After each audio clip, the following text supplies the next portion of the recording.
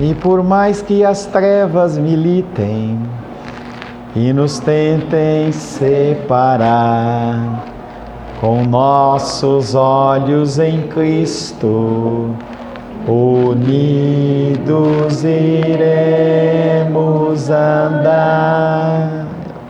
E por mais que as trevas militem e nos tentem separar, com nossos olhos em Cristo, unidos iremos andar.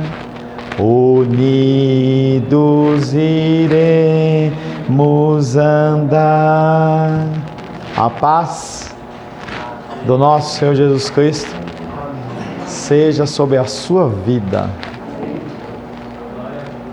Que a graça, o amor de Deus, que a paz que excede todo entendimento, que o amor que restaura, seja sobre a sua vida.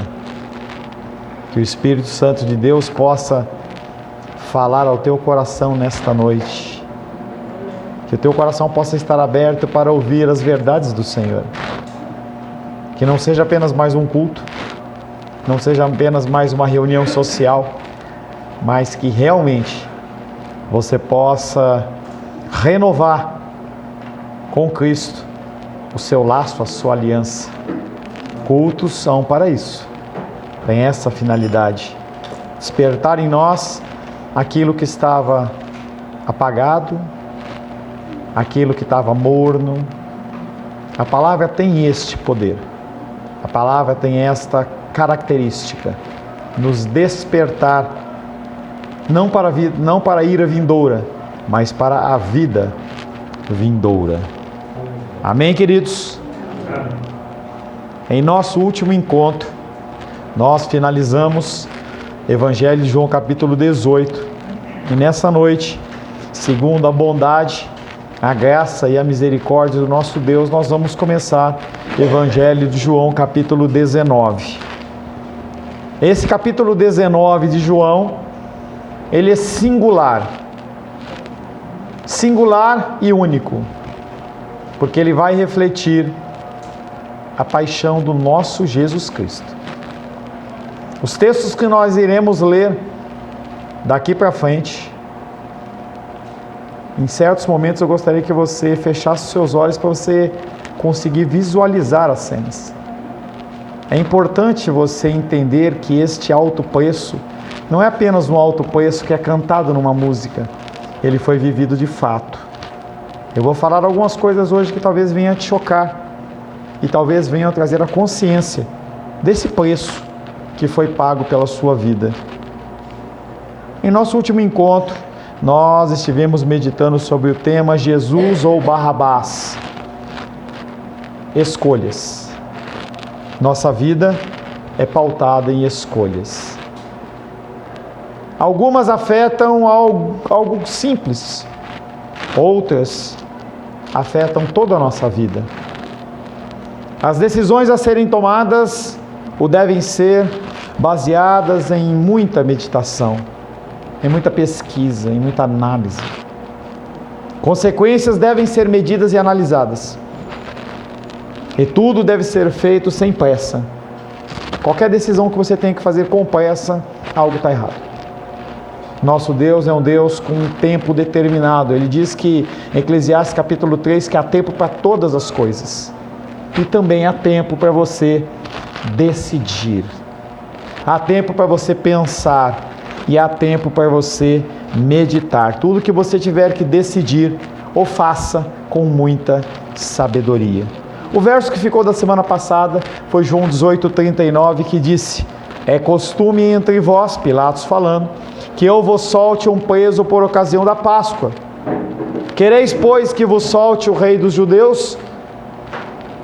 Esse versículo não é composto apenas de palavras, mas algo que veio a influenciar gerações. Vocês escolhem Jesus ou vocês escolhem Barrabás? A escolha de Barrabás ao invés de Jesus para nós, não judeus de sangue, proporcionou a oportunidade de fazer parte da família de Deus, aleluia por isso. Se eles tivessem escolhido Jesus, a gente estava no inferno, mas eles escolheram Barrabás. Despertou no devido tempo a ação de Paulo, e mesmo Pedro, na pregação aos gentios, motivou pessoas a saírem do conforto dos seus lares, a alcançar todo mundo com a pregação do Evangelho. E com muita alegria eu te informo que nós vamos pagar essa semana a primeira ajuda para aquele missionário que vai lá. Já fiz o cadastro da nossa igreja, entendeu? Eles já emitiram um boleto, e aí nós vamos poder iniciar o trabalho com ele.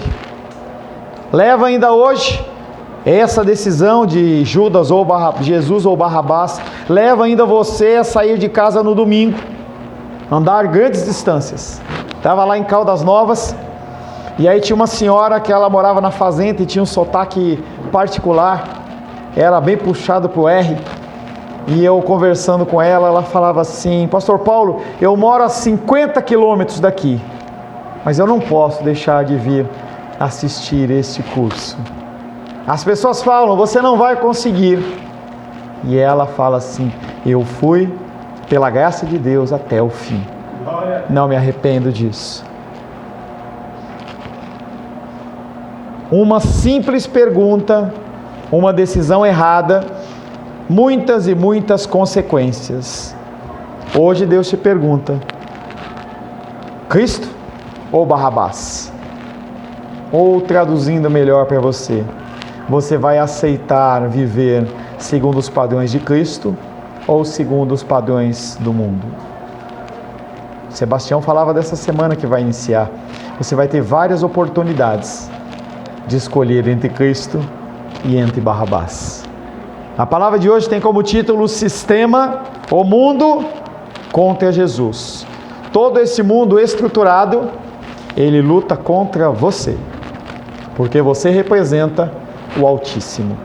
Por mais que você humildemente fale pouco, se expresse pouco, você é representante do Altíssimo, e o sistema, da mesma maneira que era contra Jesus, ele o é contra você. Quero convidar você a abrir a palavra de Deus no Evangelho de João, capítulo 19. Nós vamos ler do verso 1 em diante.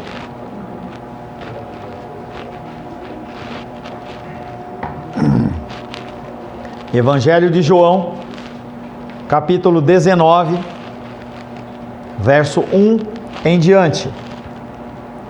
Assim diz a palavra de Deus. Não faça uma leitura simples, eu vou fazer uma leitura bem pausada.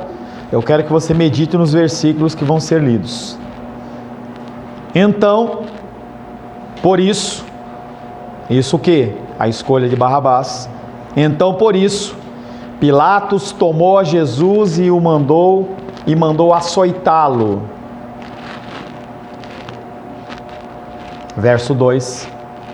Os soldados, tendo tecido uma coroa de espinhos, puseram-lhe na cabeça e vestiram-no com um manto púrpura. Verso 3. Chegavam-se a ele e diziam: Salve, Rei dos Judeus, e davam-lhe bofetadas. Verso 4. Outra vez saiu Pilatos e lhes disse: Eis que eu vou-lo apresento, para que saibais que eu não acho nele crime nenhum.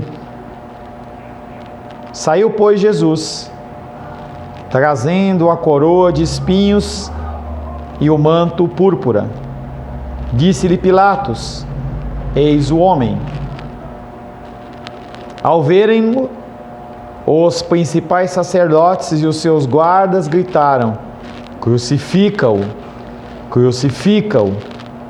Disse-lhe Pilatos: Tomai-o vós outros e crucificai-o, porque eu não acho nele crime nenhum. Palavra do Senhor. Como sempre, deixe aberto no Evangelho de João. Nós vamos navegar por João, e os versículos que não são pertinentes a João, eu estarei lendo, a menos que eu assim fale diferente. Senhor Deus, Queremos neste momento colocar o nosso coração na Tua presença. Estamos entrando, Pai, na parte mais cruel, dolorida de todas as Escrituras. De Gênesis a Apocalipse, não há um trecho em que a crueldade do homem é mais patente do que no sacrifício de Cristo.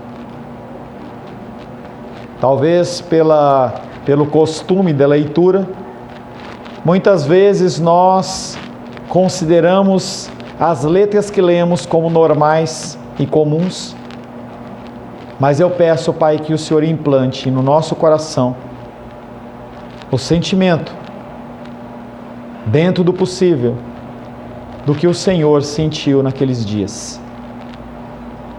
Que nós possamos, Pai, conseguir medir o alto preço que foi pago pela minha vida. Peço, Pai, capacitação. Peço que o Teu Espírito Santo gere nesta igreja e em mim a reverência necessária para a leitura e para a exposição do texto sagrado. Que nada, Pai, que não provenha da Tua palavra seja exposto. E aquilo que for falado, que provém do Teu altar, possa gerar em nossos corações mudança. É o que oramos, em nome de Jesus. Amém. Primeiro versículo que nós vamos meditar dentro dessa palavra, o sistema contra Jesus, é João 19:1, que fala: Então Pilatos levou Jesus e o mandou açoitar. Considerando que Pilatos já declarou que Jesus é inocente, João 18:38, vamos voltar um pouquinho.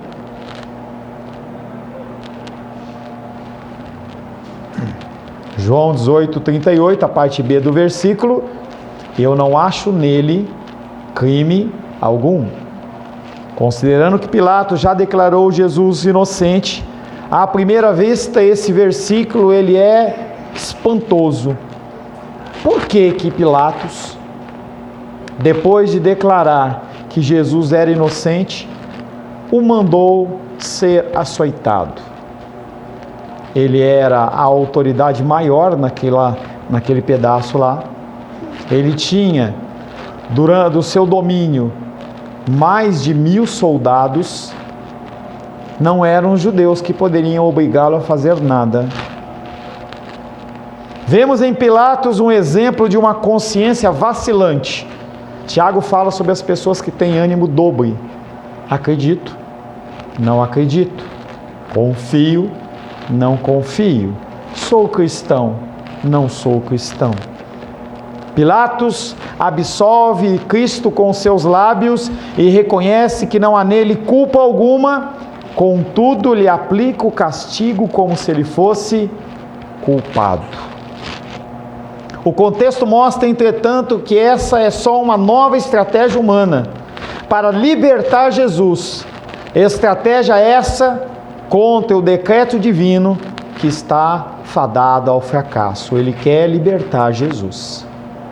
E ele não quer simplesmente falar: eu solto e pronto, eu vou usar da minha autoridade. O que ele faz?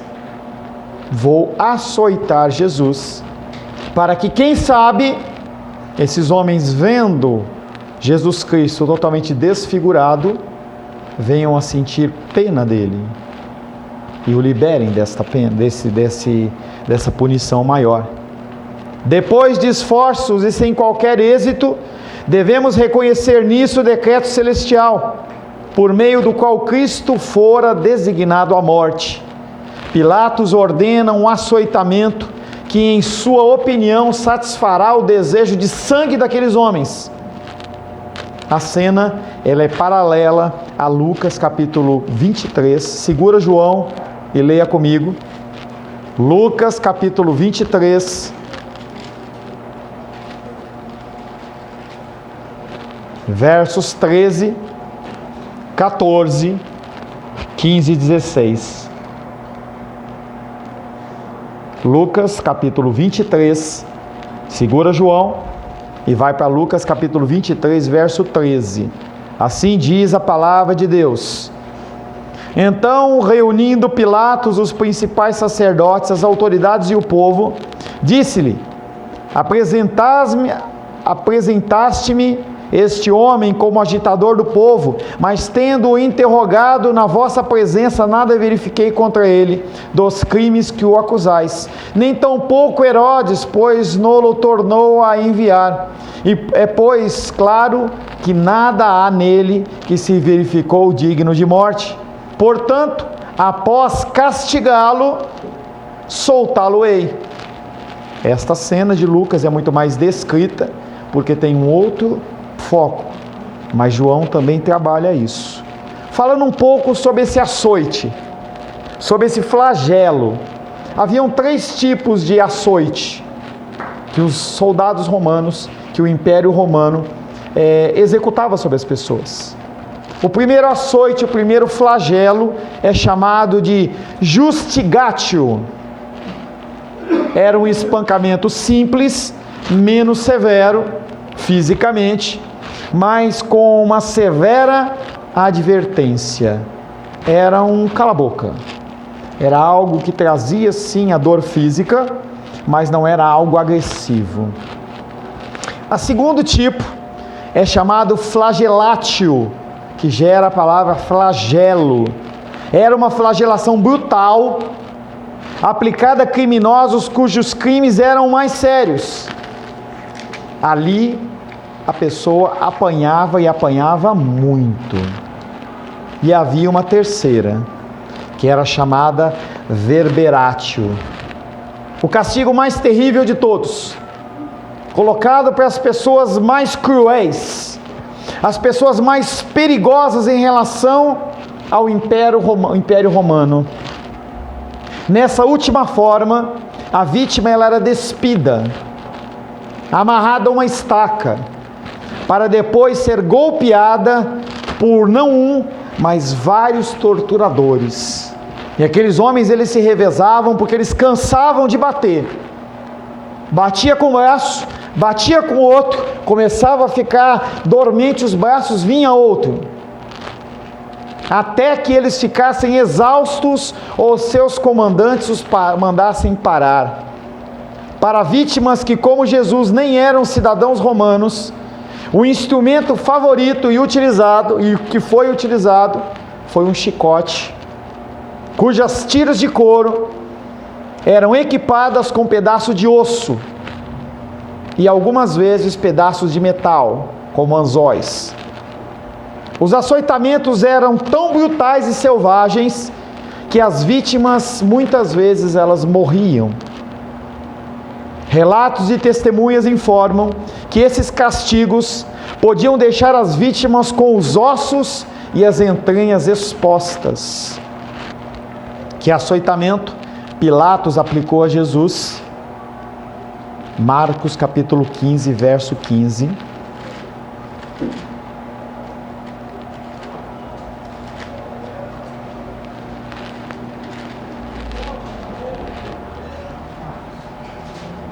Marcos capítulo 15, verso 15. Então Pilatos, querendo contentar a multidão, soltou-lhes Barrabás. E após mandar açoitar Jesus, entregou-o para ser crucificado. Esse castigo mais brutal, verberatio, era geralmente aplicada a uma pessoa, uma vítima que ia ser crucificada. Porque Jesus foi crucificado, o flagelo que ele passou foi o terceiro e o mais brutal, e o objetivo era enfraquecer a pessoa, quando, como eles falam no exército e na polícia, quebrar toda a moral da pessoa, para que ela pudesse ficar totalmente à mercê dos seus acusadores. Todos nós acusamos Pilatos. No entanto, é deprimente afirmar que há tantos Pilatos no mundo que continuam açoitando a Cristo, não em seu corpo físico, mas em sua doutrina.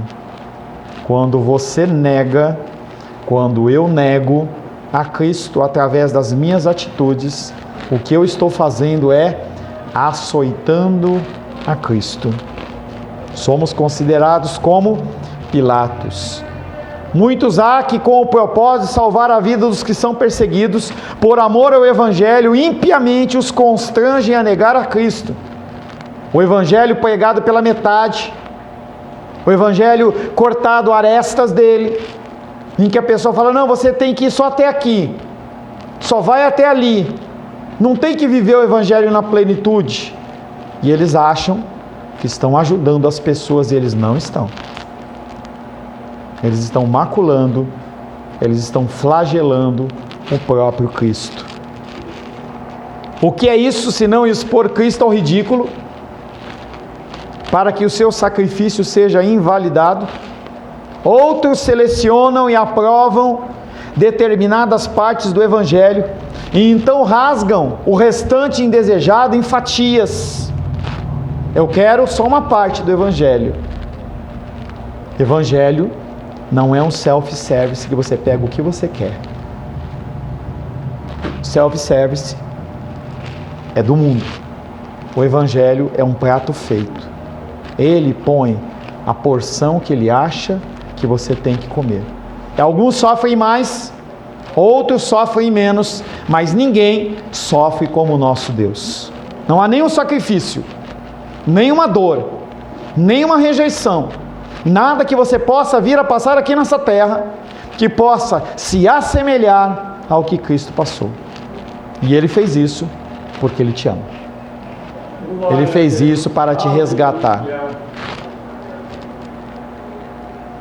Infelizmente, nada é mais difícil do que restaurar a pureza de uma pessoa depois que a mesma tiver sido corrompida.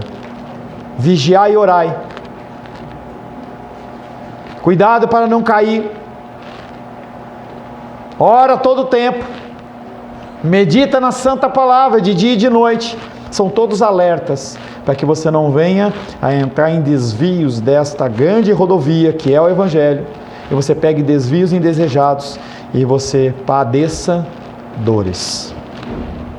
João capítulo 19, verso 2 e 3.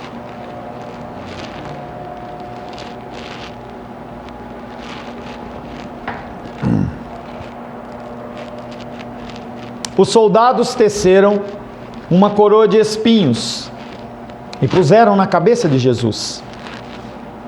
Também o vestiram com um manto de púrpura. Eles se aproximavam dele e diziam: Salve, ó Rei dos Judeus! E se puseram a dar-lhe bofetadas. Entram em cena os soldados, que são os agentes da violência do poder. Aqueles homens só mandam para que outros façam. Então Pilatos, mesmo ele não tendo colocado as mãos na massa, digamos assim, ele é responsável por tudo que aconteceu.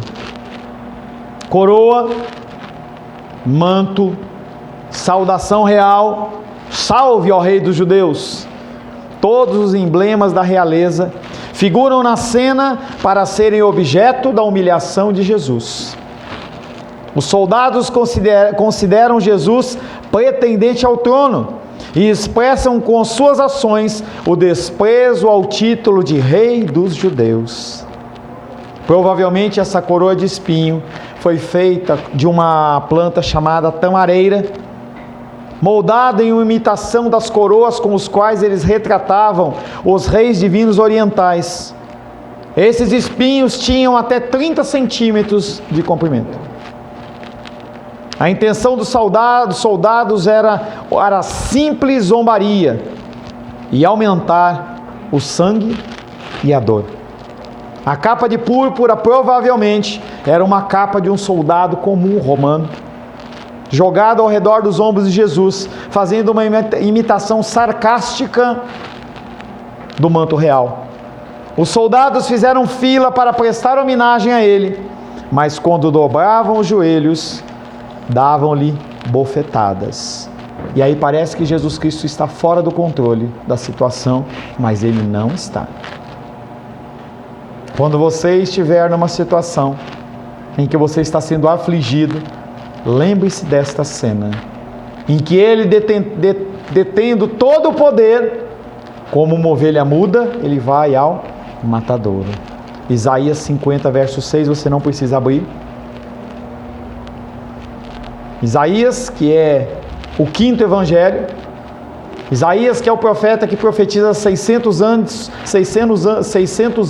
antes de Jesus Cristo nascer. Ele diz: oferecia as costas aos que me batiam, e o rosto aos que me arrancavam a barba. Não escondi o rosto dos que me afrontavam e cuspiam em mim. E ele está descrevendo exatamente a cena do seu flagelo. Ele não escondeu, ele não fugiu, ele ofereceu. Tudo o que estava acontecendo foi com a permissão do nosso Senhor, por amor a você. Essa cena provê evidência de que a acusação do Sinédrio, apresentada contra Jesus diante de Pilatos, é que ele afirmava ser um pretendente messiânica, e que aos olhos de Pilatos, assim os judeus esperavam, um rebelde contra César. A ironia é que aqueles soldados, quando tecem a coroa de espinhos, quando aqueles soldados colocam a capa púrpura sobre os ombros de Jesus e o chamam de Rei dos Judeus, eles estão exatamente fazendo o que os judeus deveriam fazer.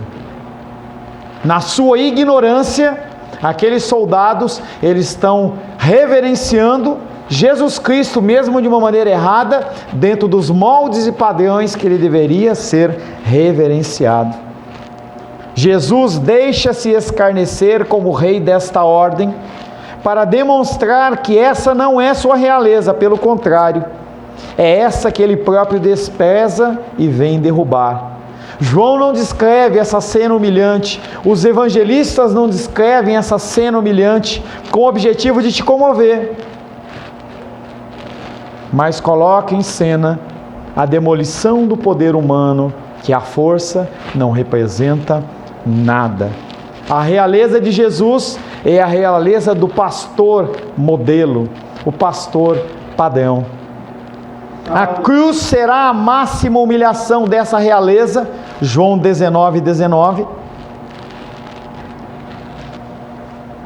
João 19:19. A cruz será a máxima humilhação dessa realeza. Pilatos escreveu também um título e o colocou no cimo da cruz, ou em cima da cruz, em que estava escrito: Jesus Nazareno, o Rei dos Judeus. Não haverá um sinal mais convincente do que o amor do pastor que dá vida pelas suas ovelhas. João 10:11.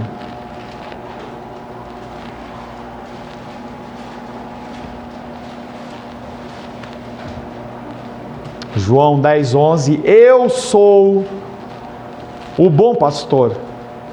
O bom pastor dá a vida pelas suas ovelhas. Evangelho de João, capítulo 19, versos 4 e 5.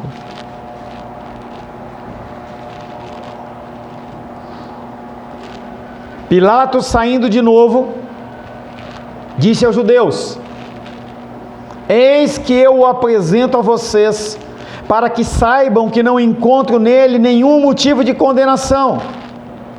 Saiu então Jesus com a coroa de espinhos e o manto de púrpura, e Pilatos lhes disse: aqui tendes o homem, ou este homem. Mais uma vez Pilatos sai do pretório. Levar Jesus para fora tem por finalidade demonstrar-lhe que não existe nenhuma razão para condená-lo. A culpa teria podido consistir na pretensão de fazer-se com o poder, proclamando-se rei dos judeus.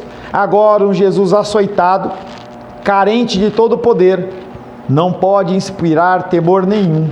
Não há nenhum tipo de acusação possível. Pilatos torna a tranquilizá-los, não vê perigo em Jesus, e a sua atitude não pode provocar a intervenção romana. Como que eu, Pilatos, vou mandar matar esse homem se ele não oferece nenhum perigo a Roma? João 11:48. Aleluia.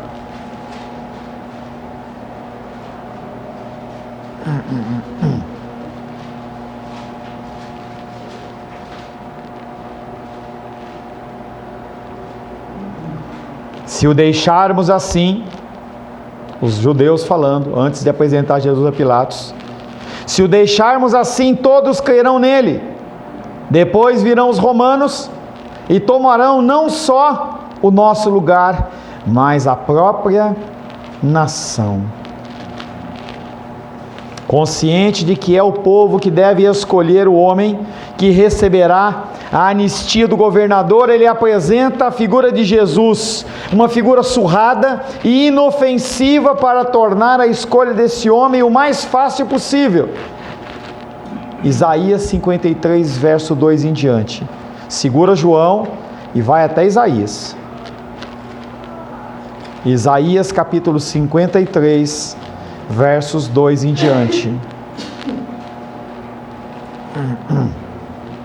Isaías 53, versos 2 em diante.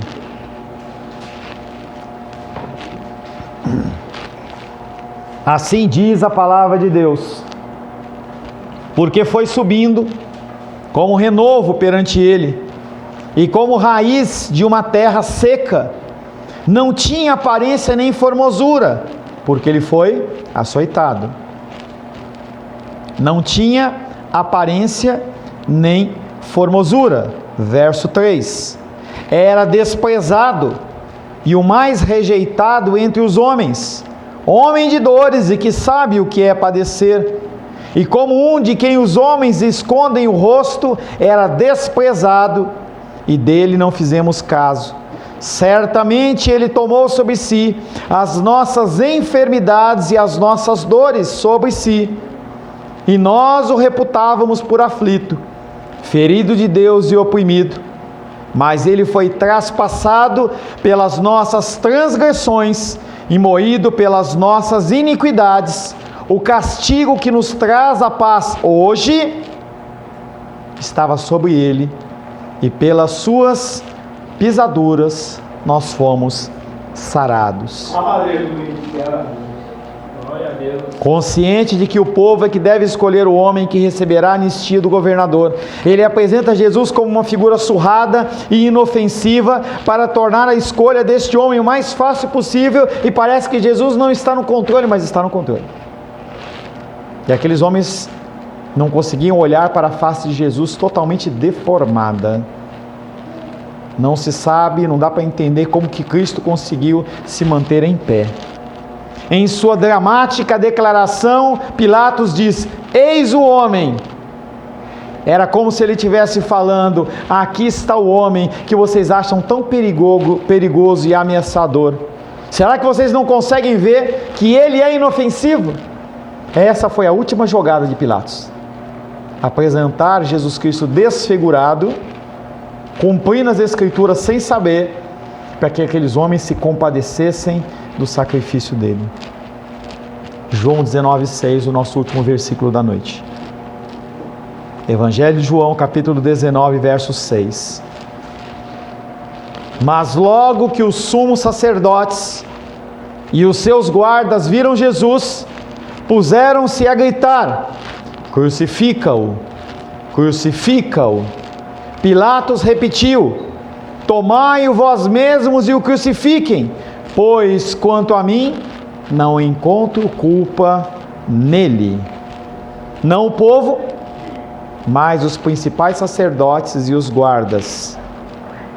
Não podem ser tão facilmente aplicados, em parte por causa do ódio contra Jesus, e em parte porque eles se ressentem da zombaria que Pilatos tem feito contra eles. Eles não ficarão satisfeitos com nada menos do que a morte de Jesus. E Jesus Cristo continua no controle.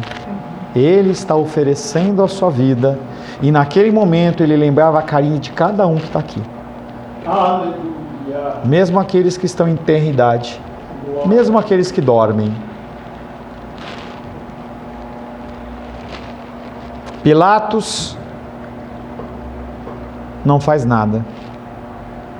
Eles não ficarão satisfeitos com nada menos que a morte de Jesus. De fato, eles estão conscientes de que a acusação que estão apresentando contra ele só pode ter um resultado positivo se ele for considerado culpado. Qualquer um que não seja o cidadão romano, considerado culpado de rebelião, pode esperar a crucificação.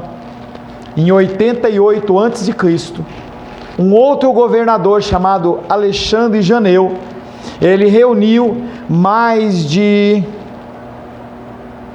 800 rebeldes, 800 pessoas que, como Pilatos, se levantaram contra o império, e todos eles foram crucificados na mesma hora, no mesmo dia. Aquele paredão de 800 homens. E portanto eles clamaram: crucifica-o, crucifica-o.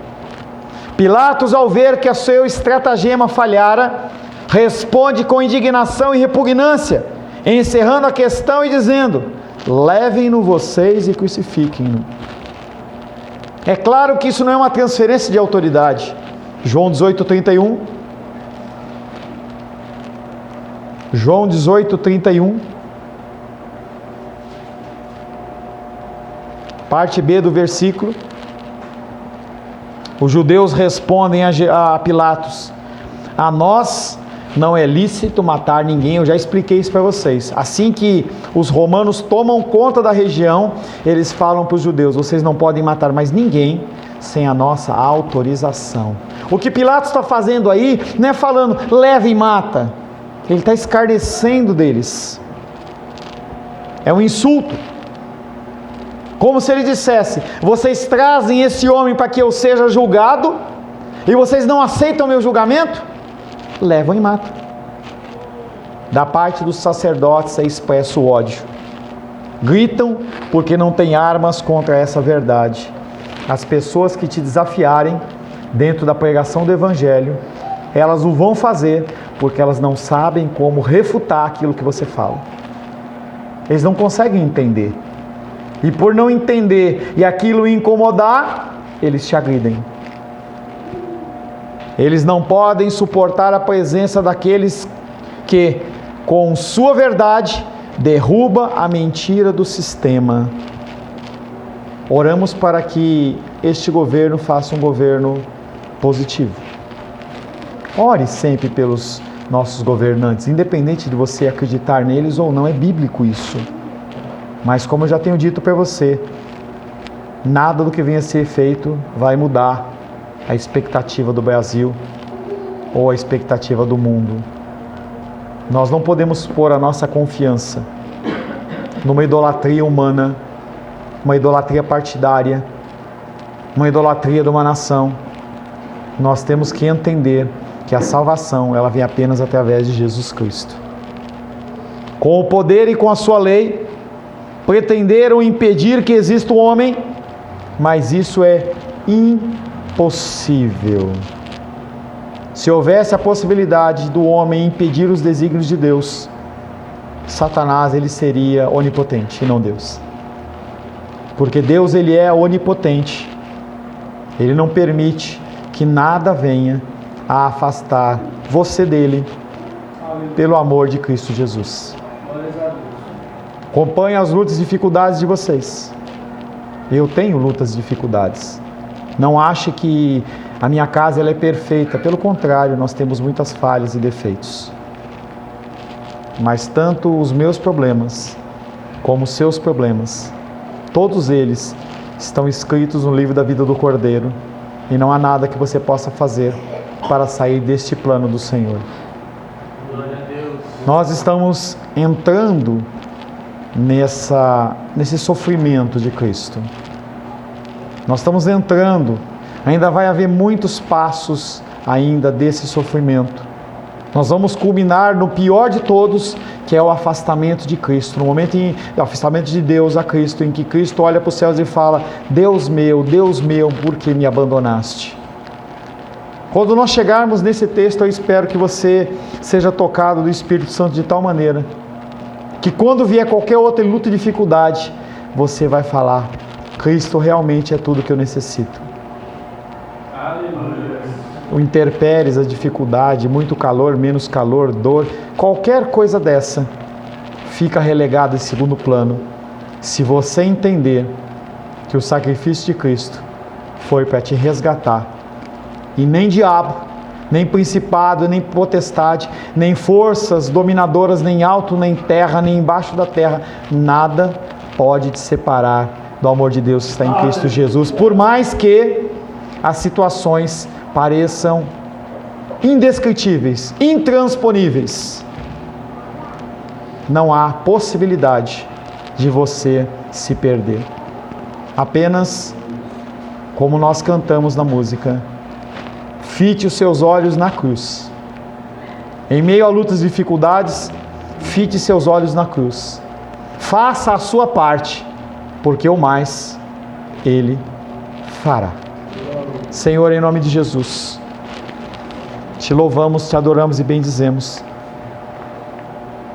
É gracioso viver debaixo do teu cuidado, Pai. Nós muitas vezes não valorizamos. Nós não conseguimos entender, Pai, tamanho amor. Nós, Pai, vemos as lutas e dificuldades da vida e parecem montes intransponíveis demais para nós. Quando o Senhor fala na Tua Palavra, que se nós tivermos uma fé, como uma fé de um grão de mostarda, nós diremos para este monte, saia daqui e vá para lá.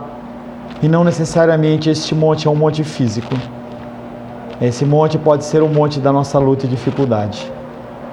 Quando nós entendermos o sacrifício do Senhor na cruz, que o Senhor entregou, que o Senhor despojou-se de toda a Tua glória para nos resgatar, qualquer coisa que nós venhamos a passar na terra é nada perante a glória eterna que nos espera. Te louvamos em nome do Senhor Jesus Cristo. Amém. Amém. Glórias ao Senhor.